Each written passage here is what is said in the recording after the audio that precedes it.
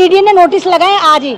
कमाल की बात यह है कि 3-4 दिन पहले यूपी इरिगेशन जागता है, वेंटिलेटर पे से अकल आती है उसके। 2 दिन बाद डीडीए कहता है हाँ हमें भी पता है कि जमीन हमारी है। 2 दिन बाद डीडीए अब यहाँ पर हमारी प्रॉपर्टी जो जितनी मुरादी रोड पर हम लोगों की प्रॉपर्टीज है, मुसलमानों की प्रॉपर्टी है, आज यहाँ पर नोटिस लगा दिया कि ये इनके बाप की प्रॉपर्टी है। ये तमाम आप ये देखिए, कोई झुग्गी झोपड़ी नहीं है, कोई स्लम्स एरिया नहीं है कि आप स्लम्स एरिया कहते हैं कि यहाँ पर कब्जा करा गया हो।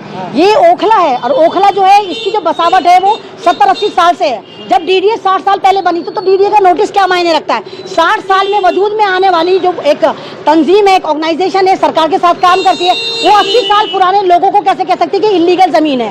देखिए जामिया मिल्लिया इस्लामिया यूनिवर्सिटी 105 साल उसको बने हुए हो गए, और जामिया मिल्लिया इस्लामिया यूनिवर्सिटी की बिल्कुल बगल की आबादी है बाटला हाउस मुरादी रोड। यहाँ पर ये तमाम आप बिल्डिंगें देखिए मोदी जी ने कहा था जहाँ पे झुकी वहाँ पर मकान, यही केजरीवाल ने बोला था, यही कांग्रेस ने बोला था, लेकिन ये सारे मकान हैं, ये कोई छोटे मोटे मकान है, जो कि ये स्लम्स एरिया नहीं है, ये यहाँ का बहुत अच्छा एरिया है जहाँ वेल एजुकेटेड लोग रहते हैं। तो यहाँ पर जो ये नोटिस लगाए गए हैं और लोगों को डराने का काम करा गया, मतलब क्या पिछले साल बकरीद से पहले ही यहाँ पर डेमोनेशन हुआ था कुछ माफियाओं के थ्रू, कुछ स्टेट माफियाओं के थ्रू, और वो भी बिल्डिंग ये रही। और ठीक इस साल बकरीद में कुछ ही दिन है, इस बार इन्होंने फिर नोटिस लगा दिया कि 15 दिन के अंदर ये यहाँ पर डेमोलिशन करेंगे। तो आप मुसलमानों को डराना चाहते हैं, आप मुसलमानों को बर्बाद करना चाहते हैं, इस तरह नहीं होता। अगर आप बाकी मुसलमानों की दुश्मन नहीं, देखो अगर ये यूपी इरिगेशन की जमीन है पिछली तरफ वाली, तो 33 बीघे यूपी इरिगेशन कह रही है। पहली बात तो एक बात बताओ, यूपी इरिगेशन की जमीन है, जब ये लोग यहाँ पर जमीन खरीद रहे थे, मकान बना रहे थे, फ्लैट बना रहे थे, मीटर लगवा रहे थे, आधार कार्ड वोटर आधार कार्ड बनवा रहे थे, तो उत्तर प्रदेश की तमाम सरकारें क्या वेंटिलेटर पर पड़ी हुई थी, बेहोश थी? और जिस जमीन को जो खसरा नंबर 277 जो बताई जा रही है उससे यूपी का कोई लेना देना नहीं, वो किसानों की जमीन थी, वहां पर मवेशी पाले जाते थे, और ये जो इनका जो गोबर होता है गाय भैंसों का, उनसे उपले पाते जाते थे। और उस इलाके का नाम जो 277 खसरा नंबर है, उसका नाम था, उस इलाके का नाम था उत्तम नगरी।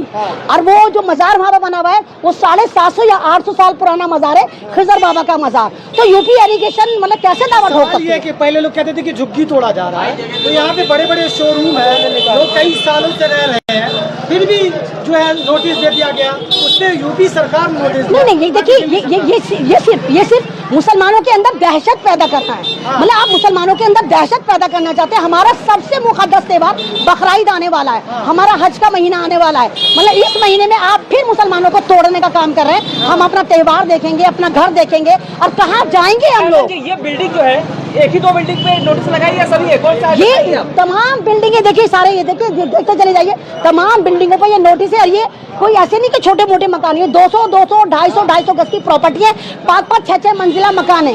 डीडीए जिन फ्लैटों पे अपना दावा, जिन जमीन पर अपना दावा ठोक रही है, जो 4 बीघे, उसके अंदर में 3600 से ज्यादा फ्लैट आते हैं। Can you imagine? 3600 फैमिली कहाँ जाएंगी? वो फैमिली 15 दिन में कहाँ जाएंगी? तो मुझे तो नहीं लगता कहीं जाना चाहिए। मैं तो कहती हूँ कि सब लोग कुर्बानी देने के लिए तैयार हो जाए।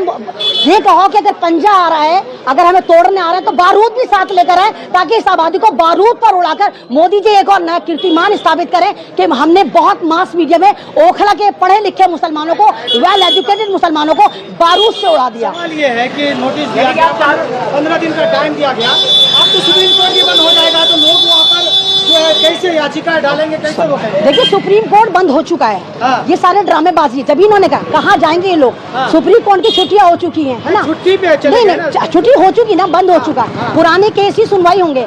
अब ये लोग कहाँ पर जाके स्टे लेंगे, कहाँ जाएंगे? और वो तमाम नेता, हमारे केजरीवाल साहब, अरे आप तो धरना करते थे, धरना प्रदर्शन करते थे बहुत। आज पूरा ओखला, हमारे तो विधायक अमानतुल्लाह खान साहब आम आदमी पार्टी के है ना, तो केजरीवाल साहब को यहाँ पर होना चाहिए।